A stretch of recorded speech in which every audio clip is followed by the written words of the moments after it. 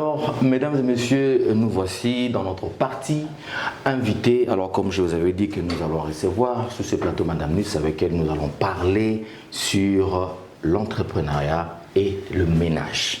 Comment est-ce qu'on peut mélanger les deux? Est-ce possible? Mesdames et messieurs, nous aurons la réponse avec un témoignage vivant.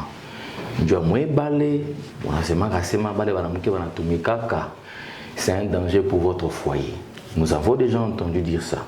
Nous avons déjà entendu les hommes nous dire que moi, c'est difficile pour moi que ma femme travaille. Parce qu'ils savent qu'il y a des conséquences. Vous pouvez être là chez vous à la maison, on a fait 5 jours, bibi et koinje, on a été téléphone à épiter. Alors nous allons essayer un peu de parler de tout ça avec Madame Luce qui est déjà sur notre plateau. Elle est notre invitée. Elle est vraiment experte même dans l'entrepreneuriat. Elle va aussi se présenter. Madame, bonjour et bienvenue. Bonjour, merci. Vous allez bien? Très bien, merci. Alors vous êtes déjà habitué de cette tranche, mais quand même pour ceux-là qui vous regardent aujourd'hui, est-ce qu'ils peuvent savoir de qui il s'agit? Alors je m'appelle Lys Mouéou. Je suis entrepreneur dans le domaine de l'événementiel, dans le domaine de l'agriculture et de la restauration. Pour une brève présentation, je pense que là j'ai synthétisé un peu. Donc je suis entrepreneur dans ces domaines-là depuis une dizaine d'années. Et puis voilà. Alors, Madame Nice, on parle entrepreneuriat mariage. Première question directement. Est-ce que c'est possible de mélanger les deux? La réponse est oui. C'est possible. C'est possible. Oui. Expliquez-nous, on a quand même du temps. On vous donnera au moins même une dizaine de minutes. Expliquez-nous comment c'est possible que quelqu'un chez lui à la maison peut accepter que sa femme puisse entreprendre, travailler, débrouiller de soi, et lui, il est juste un simple employé. Vous avez dit que c'est possible, mais expliquez-nous par quel miracle? Déjà, ce n'est pas un miracle. Ce n'est pas un miracle. Pour certains, ils disent bon, entreprendre, parce qu'entreprendre, de toute façon, on entreprend, tout le monde entreprend d'une façon ou d'une autre. C'est seulement qu'on n'est pas conscient de ça. Donc l'entrepreneuriat, c'est quelque chose qu'on fait même inconsciemment. Ah bon? Alors moi, quand je dis entreprendre, je trouve que c'est normal, c'est même naturel qu'une femme entreprenne, parce que entreprendre, c'est travailler. Entreprendre, c'est résoudre des problèmes. Entreprendre, c'est détecter un problème et apporter une solution à ce problème. Ce n'est que ça, entreprendre.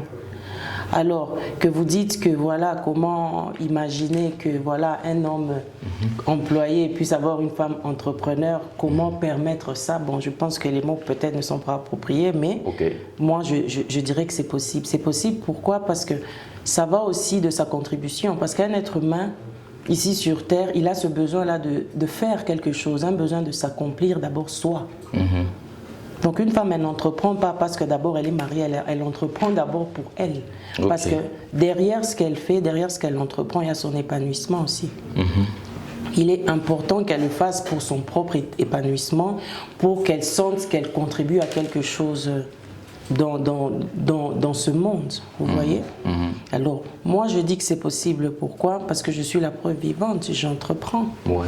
Je ne suis pas en train de vous dire que c'est facile, je suis en train de vous dire que c'est possible. Alors, par votre, si je peux dire, biographie, votre petite histoire, d'ailleurs même vous, dans votre propre maison, chez les parents, ça n'a pas été facile. Vous avez eu des problèmes avec des parents, des problèmes très très très sérieux. Alors, si déjà, dès le départ avec les parents, c'est sérieux, comment ça pourrait être possible avec votre époux? Oui, parce que là, nous avons pris les cadres, c'était la femme qui entreprend par rapport à l'homme. Oui, c'était difficile. Pourquoi? Parce qu'au départ, vous voyez, à l'époque, c'était quelque chose de nouveau. L'être humain, il a du mal à se familiariser avec les nouvelles choses. Donc, il faut lui donner du temps. C'est pour ça que la communication, elle est fondamentale dans l'entrepreneuriat quand on veut joindre les deux.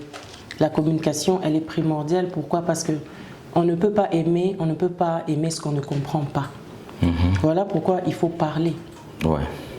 Comment c'est arrivé à passer dans la maison de mes parents? Parce que j'ai pris le temps de leur parler.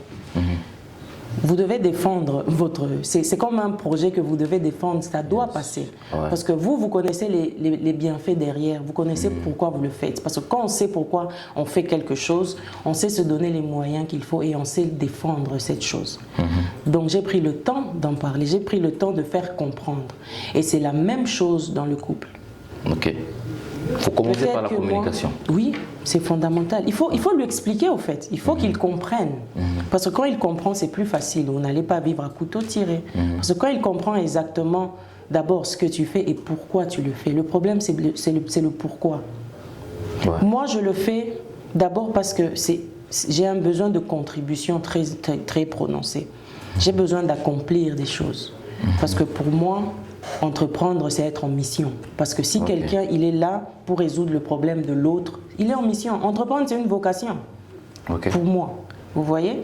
Alors, l'aider à comprendre la chose, comprendre d'abord le business dans lequel vous opérez, comprendre les objectifs visés derrière ce business, comprendre, au fait, l'apport de ce business sur moi. Parce qu'en le faisant, je suis épanouie. Et on dit, une maman heureuse, une femme heureuse, c'est un foyer heureux. Vous voyez? Oui. Donc, quand on analyse bien la chose, il y a tout à gagner, même pour lui. Ok. Très bien. La première des choses, c'est la communication. C'est-à-dire, lorsque vous avez cette envie-là, cette passion-là d'entreprendre, veuillez appeler votre époux, vous le mettez là-bas, vous lui expliquez les raisons, les objectifs et les avantages de votre mission quand vous parlez d'entreprendre. Est-ce qu'il y a un deuxième point en dehors de la communication? Oui, il y a l'organisation.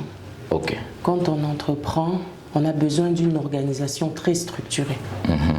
Cette organisation, pourquoi?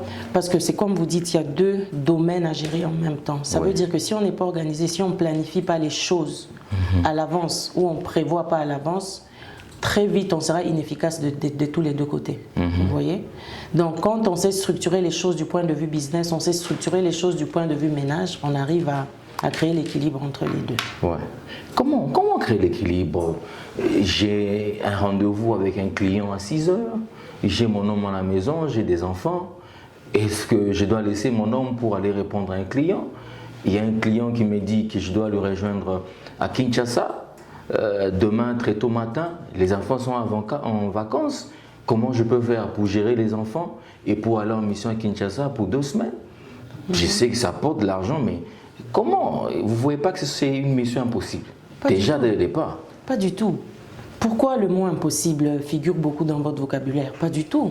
Mais il n'y a rien qui est impossible. Les enfants sont là, gérés. L'époux est là, géré. Et puis le travail aussi. Oui, c'est pour ça qu'on vous demande une organisation.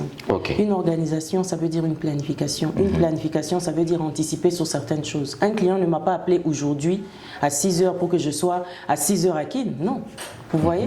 Ça veut dire qu'il y a eu un rendez-vous qui a été pris, il y a eu des démarches avant. Ça veut dire que comme je sais la date à laquelle je pars, je sais comment organiser mon planning, comment organiser mon absence. Tout ça, ça s'organise et tout ça, ça se planifie. C'est pour ça qu'il faut être organisé. Il faut être structuré. Les absences prolongées.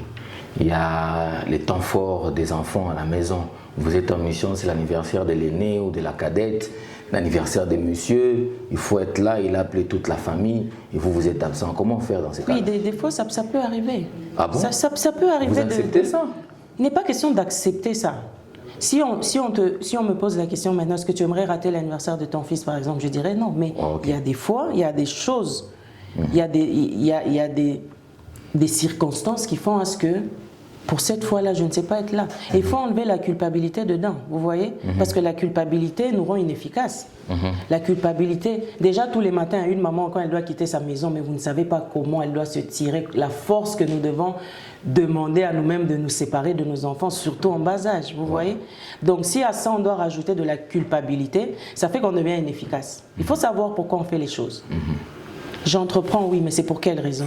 C'est aussi pour ces enfants-là. Oui, oui. Vous voyez? Même le papa, quand il part, est-ce que c'est tous les jours qu'il a envie de laisser ses enfants? Il sait qu'il le fait aussi pour ses enfants-là, mais il est obligé de le faire. Il y a des fois, on a des obligations. Et c'est ça, les obligations, elles sont là pour être tenues. On peut rater des choses, oui, on peut rater des moments forts, mais on sait se rattraper, Monsieur Félix. Êtes-vous au courant que la plupart des femmes qui gagnent plus que leur homme ont un problème de complexe de supériorité? Ça, on ne peut pas quand même se voiler la face. Et comment faire pour toutes ces choses-là? Tu entreprends, je sais qu'entreprendre pouvait gagner un marché qui apporte beaucoup d'argent. Dis-moi un peu comment est-ce qu'on peut faire avec le foyer, on se retrouve, qu'on gagne plus que son homme. Oui, il faut partir du principe qu'on est une équipe, Monsieur Félix. Quand on est une équipe, quand on gagne ensemble. Très bien. Il faut partir de ce principe-là. Quand on sait que voilà, on a une cause commune, on a un objectif commun, on arrive à faire la part des choses et à se dire que bon, de toute façon, l'argent, ce n'est que de l'argent, Monsieur Félix. Mais une relation, il n'y a aucune relation qui vaut cet argent-là. Et puis, de toute façon, on est mariés, vous voyez.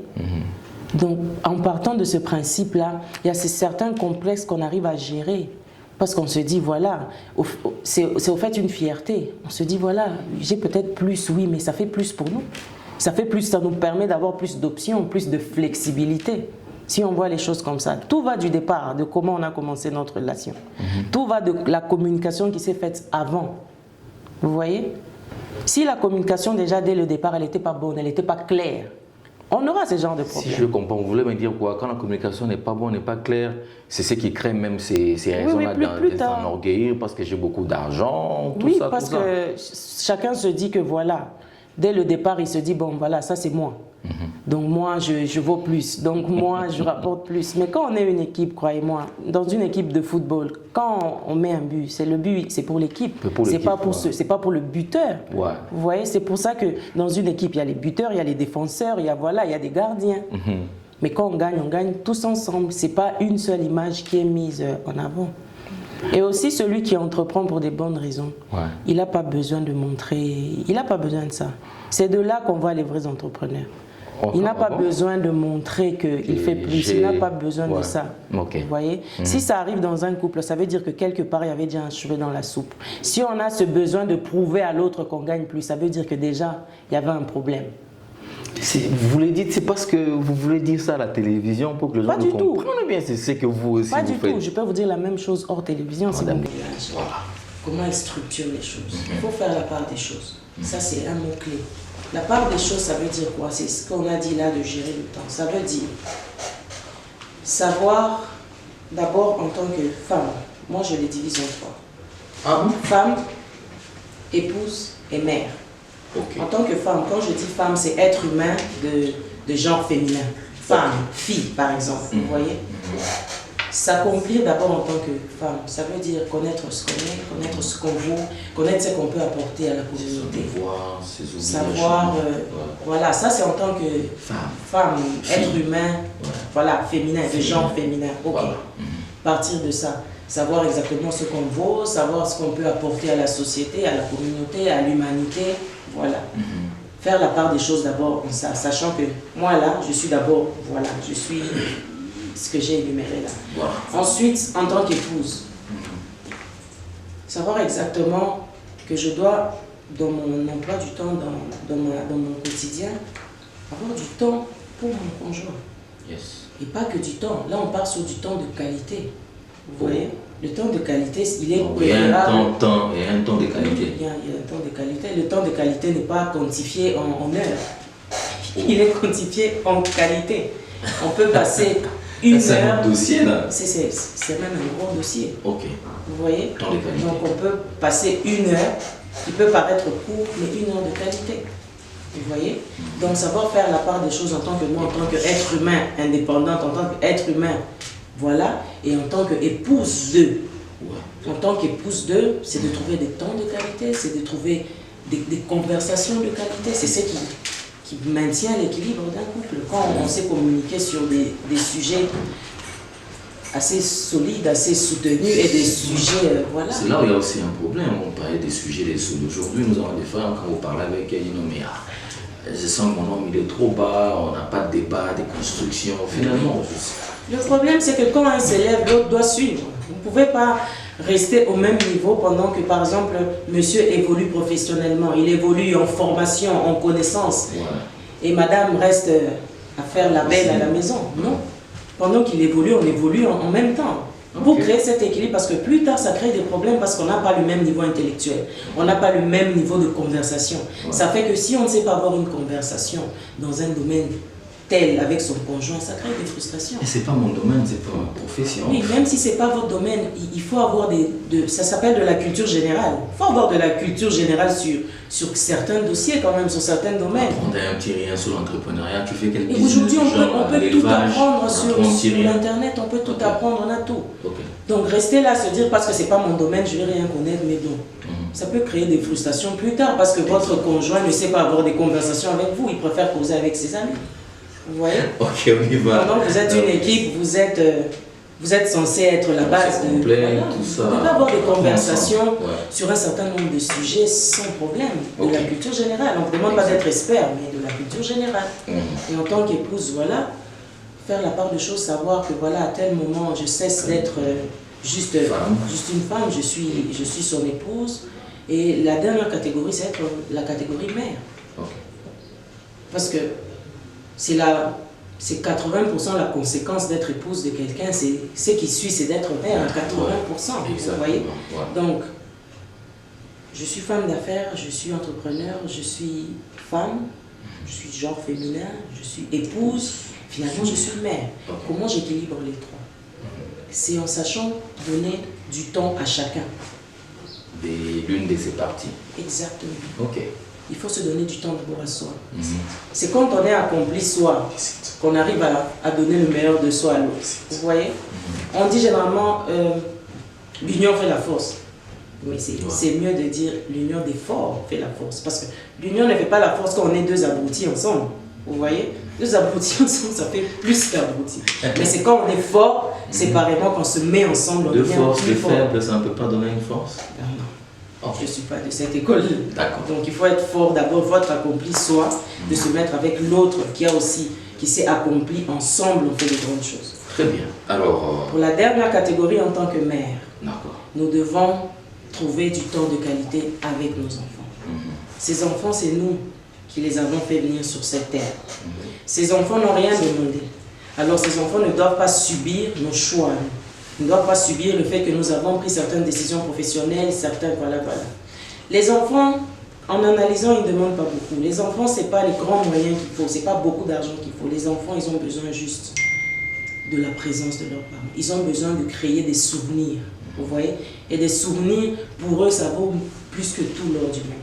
Créer des souvenirs avec des enfants, c'est créer des temps de qualité. C'est entrer dans leur univers, leur montrer qu'on les comprend dans tout ce qu'ils racontent, dans ces petits jeux qu'ils font, leur montrer que voilà, on comprend et on est dans leur univers, on joue avec eux, on passe du temps avec eux. Et ils savent que même si on a des parents très occupés, ils savent qu'il y a un moment privilégié pour eux. Et on doit leur accorder cela. Tout comme on doit accorder du temps à notre conjoint, tout comme on doit s'accorder du temps à nous-mêmes. Parce que nous-mêmes, on se ressource pour avoir justement la force et la capacité de pouvoir porter tout ce qui nous attend après.